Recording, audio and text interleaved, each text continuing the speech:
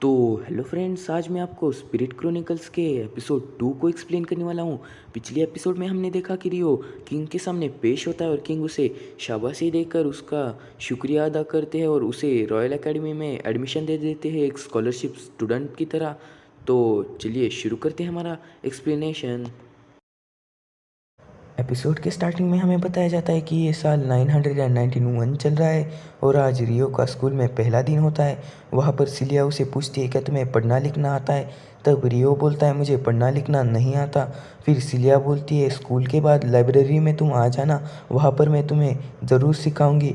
फिर हम देखते हैं कि वो दोनों क्लास की तरफ जाने लगती है। तब सिलिया रियो को बोलती है कि तुम्हें पता है ना, ये स्कूल रॉयल एकेडमी है, यहाँ पर सारे रॉयल बच्चे होंगे, तो तुम्हें स्टार्टिंग में ज़रा तकलीफ़ होगी, बच्चे तुम्हें तंग करेंगे।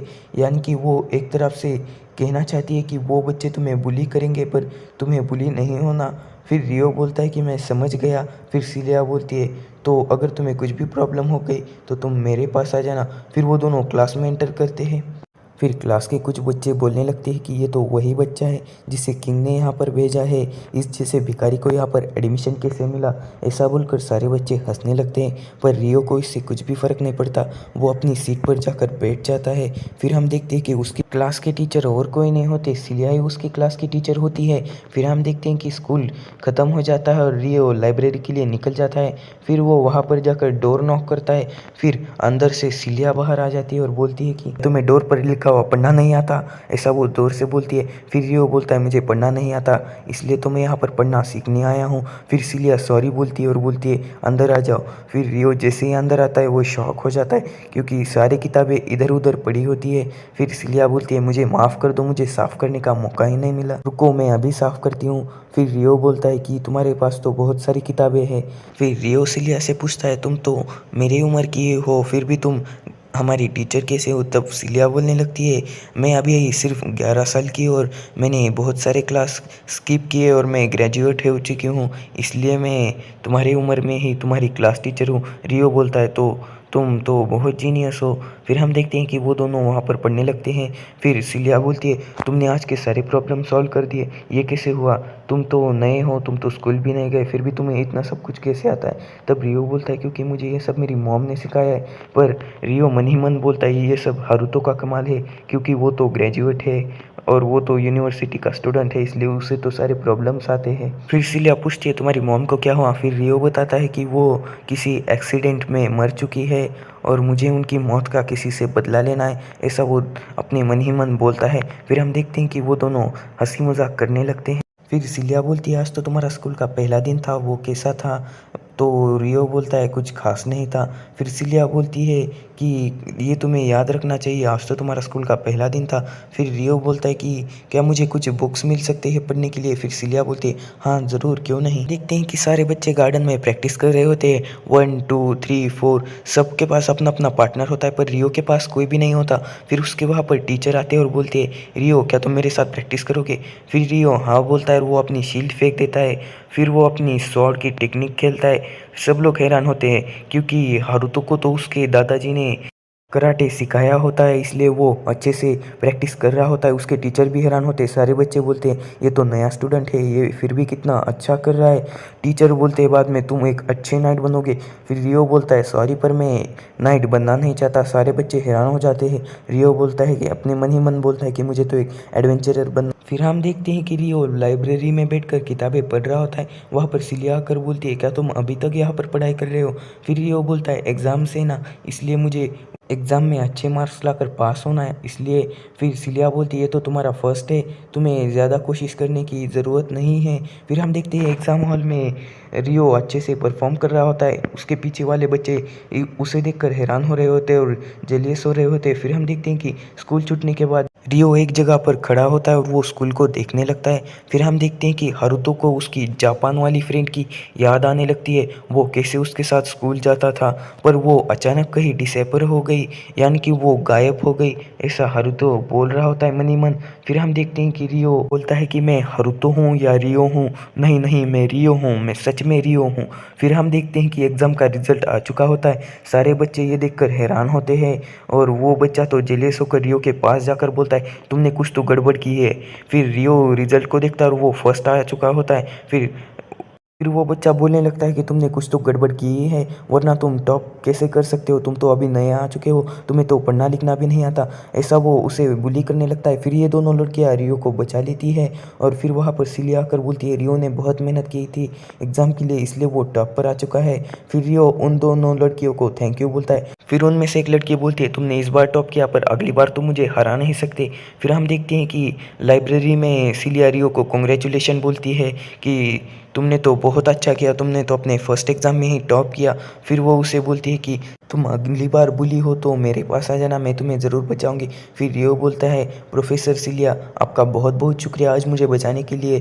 फिर वो दोनों हंसी मजाक करने लगते हैं। फिर रियो सिलिया को चिढ़ाने लगता है और बोलता है तुम्हारा बर्ताव कभी कभी किसी बच्चे से भी कम नहीं है। ऐसा वो बोल रहा होता है और सिलिया ब्लशिंग करने लगती है और बोलती है तुम मुझे ऐसा मत कहो, मैं तो तुम्हारी ही एज की हूँ। फिर रियो उसे बताने लगता है कि स्कूल में तुम्हारे अलावा मेरा और कोई दोस्त नहीं है। ऐसा बोलकर सिलिया तो और ब्लशिंग करने लगती है। फिर रियो बोलता है तुम्हारे बालों के ऊपर दो सींग निकल चुके हैं। फिर सिलिया बोलती है ये सींग नहीं है। फिर वो दोनों हंसने लग जाते हैं। फिर हम देखते हैं कि हमें 4 साल बाद का सीन दिखाया जाता है जहाँ पर सब बड़े हो चुके होते हैं। फिर उनके जो टीचर होते हैं वो बोलते हैं कि मैं अनाउंस करने वाला हूँ, मैं जिस भी बच्चे का नाम लूँ वो आगे आ जाए और उन्हें मैच में परफॉर्म करना है। वो 3 बच्चों के नाम लेता है और चौथे नंबर पर रियो का नाम लेता है। फिर ये बच्चा बोलता है कि ये ऐसा नहीं हो सकता कि रियो को तो मैजिक भी नहीं आता और फिर भी आपने उसे टूर्नामेंट में हिस्सा लेने के लिए बता दिया। फिर टीचर बोलते हैं कि ये तो ऊपर से ऑर्डर है, मैंने कुछ भी नहीं किया। फिर सारे बच्चे रियो को देखकर जेलस होने लगते हैं और बोलते हैं ये फिर हम देखते हैं कि ये सारी बात रियो सिलिया को बता देता है। सिलिया बहुत खुश हो जाती है और बोलती है अब तो तुम ग्रेजुएट भी हो चुके हो, फिर अब तो तुम नाइट बन जाओगे। फिर रियो बोलता है मैं नाइट नहीं बनने वाला। फिर सिलिया उसे बोलती है क्या तुमने नोटिस किया। फिर रियो बोलता है क्या। सिलिया बोलती है कि अब तुम मुझसे भी बड़े हो चुके हो, अब मैं तुम्हारे सामने छोटी हूँ। फिर रियो सीरियस हो जाता है और बोलता है सिलिया तुम अभी भी बच्ची जैसे बर्ताव करती हो। फिर सिलिया ब्लशिंग करने लगती है और बोलती है क्या सच में। फिर वो बोलती है कि तुम नाइट बन जाओगे।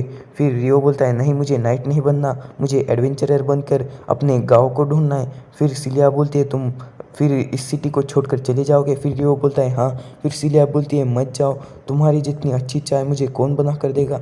फिर रियो बोलता है शायद तुम्हें मैरिज करनी चाहिए प्रोफेसर। फिर सिलिया बोलती है मुझे इतनी जल्दी मैरिज नहीं करनी, तुम यहाँ पर रुक जाओ ना वरना मेरी रिसर्च आगे कौन ले जाएगा। बहुत कोशिश करती है सिलिया रियो को रोकने की पर रियो बोलता है नहीं। फिर हम देखते हैं कि सीन शिफ्ट होता है और रियो के फाइट का समय आ चुका होता है। वहाँ पर अनाउंसर बोलता है मेरा नाम अल्फर्ट है और मैं आज की फाइट का अनाउंसर हूँ। फिर वो बोलता है इस तरफ से आ रहा है रियो जो स्कूल की तरफ से फाइट करने वाला है। फिर हम देखते हैं कि वहाँ पर रियो आ रहा है। तभी एक बच्चा उसे बोलता है कि तुम नहीं मैच जीतोगे, तुम एक कचरा हो कचरा। फिर हम देखते हैं कि सिलिया रियो को चेयर कर रही होती है। फिर अनाउंसर बोलता है इस तरफ से आ रहा है रॉयल गार्ड और हमें पता चलता है कि ये तो वही रॉयल गार्ड है जिसने रियो को बहुत मारा था 5 साल पहले। फिर वो रॉयल गार्ड बताता है कि तुम्हारी वजह से मुझे कुछ दिनों के लिए सस्पेंड किया चुका था, अब मैं उसका बदला लूँगा। फिर हम देखते हैं कि वो दोनों फाइट कर रहे होते हैं। फिर हम देखते हैं कि वो दोनों को वुडन शॉट से फाइट करनी होती है पर वो रॉयल गार्ड बहुत चीटिंग कर रहा होता है। फिर हम देखते हैं कि सिलिया बोलती है तो रूल के खिलाफ है, वो एक बच्चे को ऐसे कैसे मार सकता है। फिर भी हम देखते हैं कि रियो जीत जाता है मैच। फिर वो रॉयल गार्ड चिल्लाने लगता है और बोलता है ये नहीं हो सकता, ये नहीं जीत सकता। वहाँ के अनाउंसर बोलते हैं तुम रॉयल गार्ड होकर इतना शोर कर रहे हो। फिर वो बोलते हैं तुम यहाँ से चले जाओ।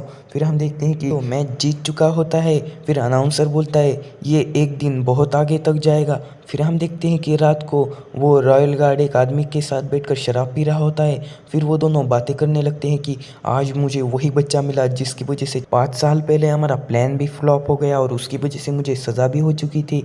आज मैं उससे हार गया, मुझे बहुत शर्म आ रही है खुद से ही, मैं एक दिन उससे बदला लूँगा। और हम देखते हैं कि उसे शराब पिलाने वाला शायद वही आदमी है जिसने 5 साल पहले उस क्रिस्टल को तोड़कर उस किडनैपर को मार डाला था। यानी कि रॉयल गार्ड और ये आदमी मिले हुए थे।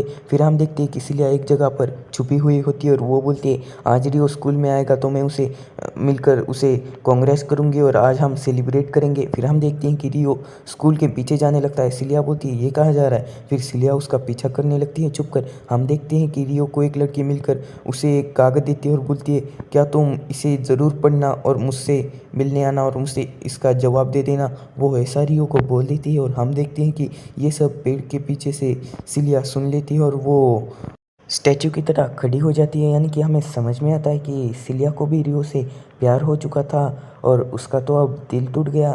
तो बाय गाइस, मिलते हैं आपको नेक्स्ट एपिसोड में। कमेंट करना मत भूलिए।